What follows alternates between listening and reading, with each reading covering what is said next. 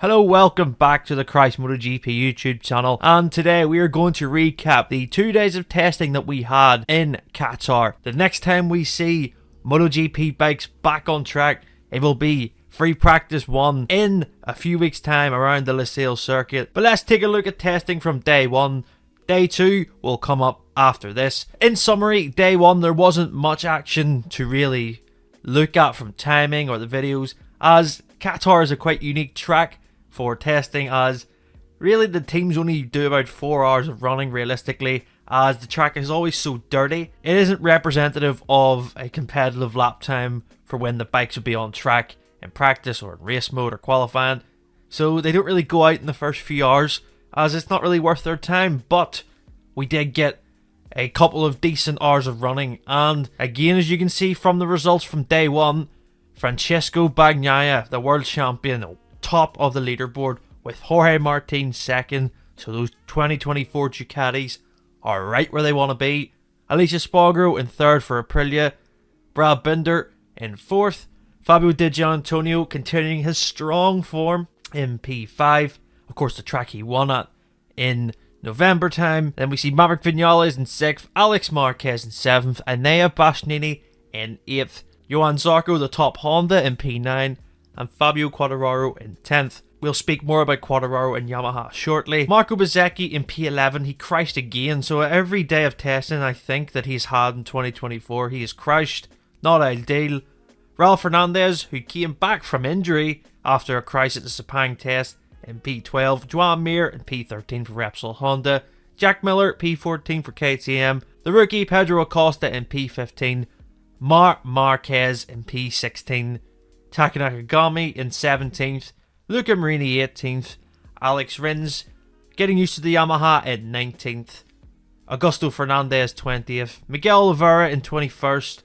Michele Perro 22nd. And Kyle Crutchlow 23rd. But yeah, like we've mentioned, the Ducati, the 2024 bike, the engine spec is dialed in for them. They're all happy with it. They are just testing different fairings. They're going back to the 23 and then comparing it with the 24. And they're pretty much good to go. From what we have heard from them, you know, there's still some little issues that they can always fix, but the Ducati riders, especially the factory bikes of Bagnaia, Bastianini and Martin for the 2024 machines, they are in the best position possible heading into the season opener. KTM, Brad Binder, very strong. I think he is proving just how good that package is, and the one lap pace seems to be there for them. Excited to see what Binder can do as we head into the first Grand Prix. I think he'll be a player. He went well around here in 2022. Then we said we'd come on to Fabio Quartararo and Yamaha. Now the Yamaha does look different in terms of they've got a new rear end, trying different things with the exhaust. Aerodynamically it looks different with plenty of added aero on the rear of the bike with the sort of dino wings, these Stegosaurus wings, whatever you want to call them, and they've got new front end wings as well. The same old story seems to be happening. They are struggling a lot with rear grip when it comes to one lap pace. This is something Quartararo was asked about, can they fix it straight away? He says no, they're far away from it and they just have to continue to keep working at it. And it begs the question, we've talked about it before, is his patience getting more thin now with Yamaha? Is he considering, even at this time of the season, before anything has even happened, that, you know, the progression just isn't enough? We'll just have to wait and see. But Fabio Quartararo, after day 1, wasn't happy. And then it goes to the question of Marc Marquez. Now, I think it's quite fair that the media, and that would be ourselves, you know, there's a lot of expectation from everybody that thinks that Marc Marquez is just going to go in and adapt straight away. Obviously not. Now, he is in P16. He's 9/10 off the best time at Bagnaia. And he admits that he's getting more comfortable with the bike, but he's still losing time in the fast corners, and he's still not really fully comfortable when pushing for a fast lap. But I don't think it's a worry for Marc Marquez at this stage. He's still getting used to the bike. He has plenty of time to learn the bike over the next few Grand Prix, first 3 or 4, and then let's see what he can do. His pace was strong when it was in Sepang during race runs. A bit harder to read into race pace around Qatar, as I think we'll see that more when we get to practice. Testing, it's a bit difficult because there's such limited running for these riders during these tests. It's hard to gauge, but I don't think Marc Marquez is worrying at all. It's just when you see it on paper, P16, yes, it doesn't look great, but ultimately at the end of the day, it is testing. But on the other hand, Joan Mir is impressed. He said he came into this test with low expectations as it was very difficult for them during the race in November time, of course, around Qatar from the 2023 bike. The jump has been quite impressive, and it is backed up with Johan Zarco being the top Honda, only 5 tenths off Bagnaia's fastest time. So I think there's positivity for Honda. I do think they've made much more progression than Yamaha, for example. So let's see how they get on when they get to race time. But then looking at day 2 of the Qatar test, the pace was sensational for day 2. And as you can see, the top 10 riders are all inside the lap record set by Luca Marini in qualifying just in November. And just look at the difference. Pecco Bagnaia, the only rider in the 150s, sensational from the factory Ducati team. They lead the way with a 1-2 with him and Enea Bastianini. Aleix Espargaro in third for Aprilia. A real solid test for him and Aprilia. Marc Marquez in P4, but he also had his first crash on the Ducati at the end of the session. We'll get to that in a moment. Raul Fernandez, a fantastic effort considering the injuries he has with his broken pelvis. To finish P5, what a test for him. Big things expected for him coming into this season as well. Maverick Vinales P6. So overall, a good test for Aprilia. Jorge Martin seems very comfortable in the 2024 bike. He's in 7th.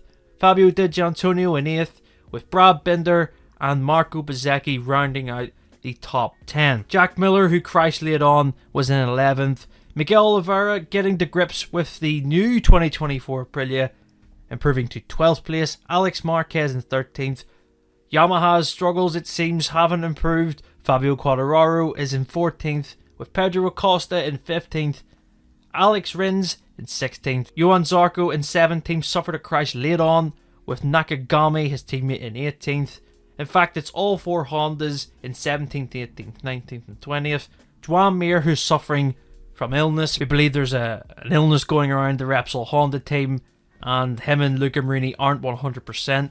Mir actually suffered a crash near the end of the session as well, so not an ideal preparation for Honda, with Augusto Fernandez in 21st, Cal Crutchlow in 22nd, and Michele Pirro and Lorenzo Savadori rounding out the results. Let's just talk about how good the pace is, and especially from the factory Ducatis. I know it's only testing, but Pecco Bagnaia has laid down the perfect marker to everyone. He is the double world champion, and he is fastest. And even to back that up, his teammate is right there behind him. So I do think this test and this pre-season for the factory Ducati team is the most perfect way for them to come in to the start of the season. But when they look down, they see Aleix Espargaro, they see him there on the Aprilia, always consistent. Then the next fastest Ducati is Marc Marquez. And is that a surprise? Well, the 2024 bike seems to work out the box straight away. Whether the changes are significant, it seems with the 2024 bike it is more refined. And I think that's the key here. They have refined the things that were good on the 2023 and made it even better. I think the Ducati are going to be super pleased. Like you say, Martin inside the top 10 as well. The only other 2024 Ducati which we didn't get to see, yes, it's being rode by Michele Pirro, but he isn't going to do a fast lap. Frankie Morbidelli will be the only 2024 bike that will struggle, as he's missed testing, so he'll be using the first few Grand Prix as pretty much testing for him. So he'll take a while to get up to speed. Pecco Bagnaia, I just had to tip my hat to him. A fantastic pre-season for him.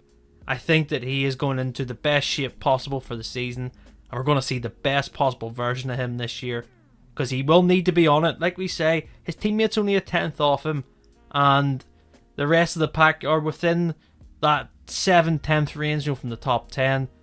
But how quick these bikes are in testing, and it's only, and that's what we have to stress, it's only testing. You're only going to get so much faster when we get into practice and qualifying.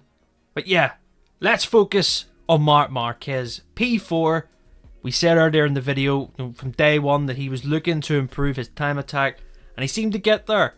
3/10 off the best time of Bagnaia, but he did suffer a crash, like we said, near the end of the session. Turn 4, we've seen the scuff marks on his leather from the photos here. It must have just been a push lap and he just lost the front. He found the limit. It was bound to happen at one stage, and Marc having this crash has probably given him the feeling of what it's like to lose the front on the Ducati like that. And, you know, he knows now what it's like to crash on that bike. So that's out the way. You know, he went the whole of pre-season without crashing, and when he went for the push lap to find the limit, he's crashed, and now he'll learn from that, and he goes into the first Grand Prix in pretty good shape. Jumping from the Honda to the Ducati, I'd say it's been a pretty successful pre-season for Marc Marquez in learning and adapting. He'll only get better, and yeah, looking down the leaderboard, like I've mentioned, Raul Fernandez really impressive, and I think Aprilia have solidified that second best bike in the pack. I think that the results show it from testing, but KTM are right in there. Binder, Miller, Acosta and Augusto Fernandez, I think they've shown that that bike can be quick in whether it's race trim or one lap pace. KTM are going to be here to fight as well. We touched on Yamaha earlier in the video. It doesn't look great for them in terms of one lap pace, but their race pace can help them. It's just whether it's going to be enough to break into this top 10. Honda as well, you know, a difficult day in day 2, but plenty of positives for them. And now we look ahead to the Grand Prix. Is in a few weeks' time, we'll be racing, and we can't wait for it. Let us know your thoughts in the comments below. Who do you think is the favourite heading into the first Grand Prix of the season? Love to read your comments. Make sure to follow us on social media. Like this video. Don't forget to subscribe to our channel. And we will see you next time.